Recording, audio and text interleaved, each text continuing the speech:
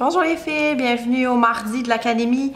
Aujourd'hui, on fait des fleurs 3D en polygel. Je vous montre en fait comment travailler le produit de Gelish afin d'obtenir des résultats un peu comme celui-ci.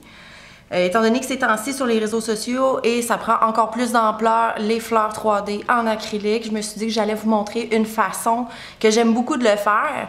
Une façon qui, contrairement à l'acrylique, ne sent rien. Donc, si tout comme moi, vous êtes tanné des odeurs épouvantables de l'acrylique, vous allez être gâté avec ce produit-là. Donc, ce que ça nous prend,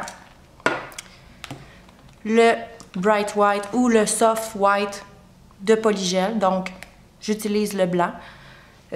Si vous voulez, vous pouvez toujours teinter vos couleurs de polygel avec ce qu'on appelle, nous, les vernis français permanents.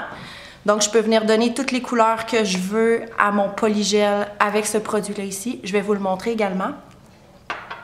Donc, quand on veut faire des fleurs 3D en polygel, ce que ça nous prend, un blanc, un slip solution, un pinceau et la feuille ketchup. On n'a besoin de rien d'autre. Donc, pas besoin d'acheter toute la grosse trousse. Si votre but à vous, c'est juste de faire des fleurs 3D, ces deux produits-là, c'est ce que ça vous prend. Donc,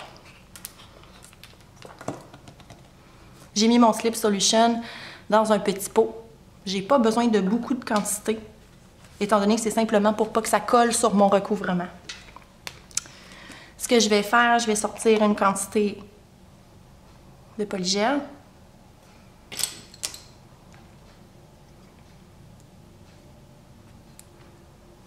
Que je vais mettre sur un tapis de silicone.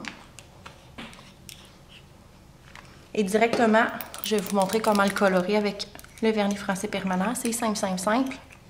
Ça vous prend qu'une micro-goutte. Donc, sur mon polygel, une goutte de couleur. C'est sûr que peu importe la couleur que vous allez utiliser, foncé, ça va la pâlir. On n'aura jamais la couleur exacte. Là, j'ai pris un rouge corail, mais jamais ça va être rouge corail. Simplement, le mélanger comme si on faisait de la plasticine.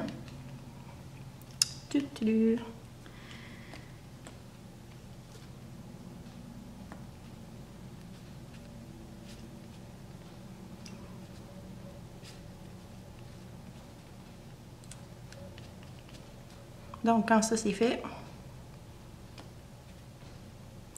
on peut commencer à faire notre fleur.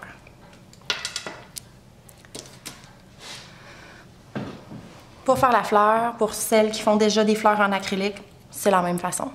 On fait des petites boules, on vient former pétale par pétale. Donc, je prends simplement mon polygel, petite boule, que j'applique sur mon tips.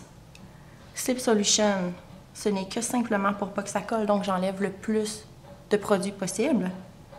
Et je vais être bonne pour venir former mes pétales.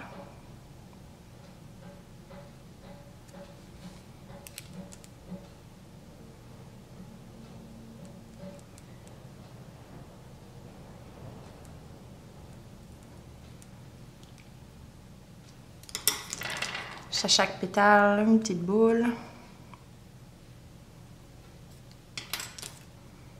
Slip Solution en très petite quantité.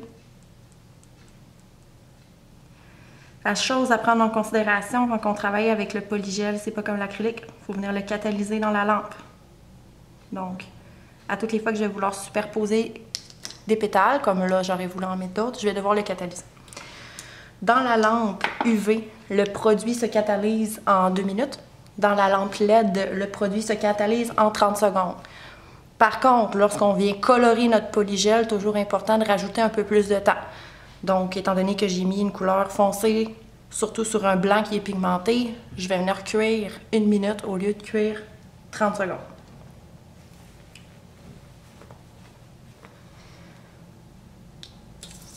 Vous pouvez toujours faire aussi des demi-cuissons, donc, puis simplement à la fin venir cuire complètement votre fleur.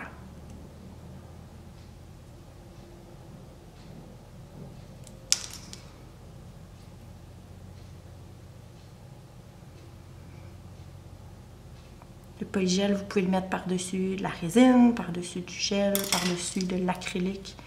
Il n'y a vraiment pas de problème. La seule chose pour être sûr qu'il soit bien scellé puis que ça bouge pas, surtout sur de la résine qui est un petit peu plus capricieux comme recouvrement, on va venir le sceller avec de la résine UV. Tandis que sur de l'acrylique, sur du gel ou sur carrément un recouvrement de polygel, je pourrais venir mettre une finition gel, une finition comme le Fini Plus par-dessus, il n'y a vraiment aucun problème.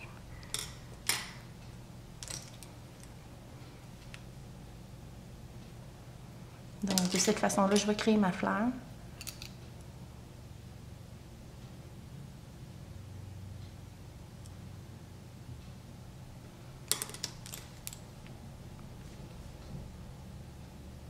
Mon Dieu, un petit cheveu.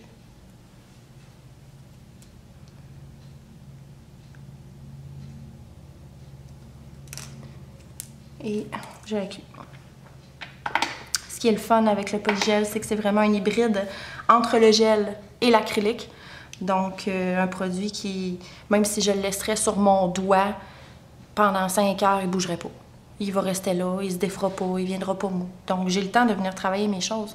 Même mon mélange ici, je pourrais le mettre dans un petit pot, le garder dans un pot hermétique, fermé à la noirceur. Puis ma couleur, je pourrais la garder en gel comme ça pour refaire des fleurs le lendemain ou une semaine après, si je veux.